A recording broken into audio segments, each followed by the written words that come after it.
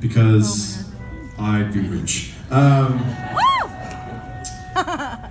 On the last record, Digital Vein, that we put out a couple years ago, I got talked into putting a cover on that record. A song by Chris Isaac named Wicked Game. We are not playing that tonight.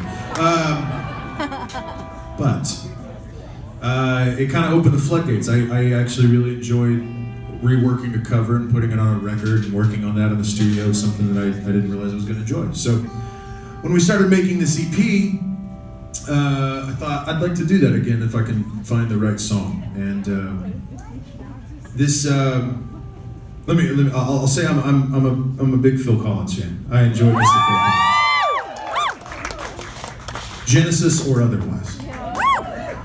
And I'd kind of been toying around with this song.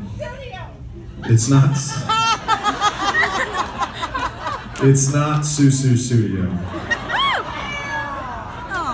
Listen, I'm as disappointed as you. I would have loved to go on the road and sing Susu Studio every night. But instead, I picked this song. I love the story behind it. I love the message of it. I think it's topical, and I'll leave it at that. This is Another Day in Paradise.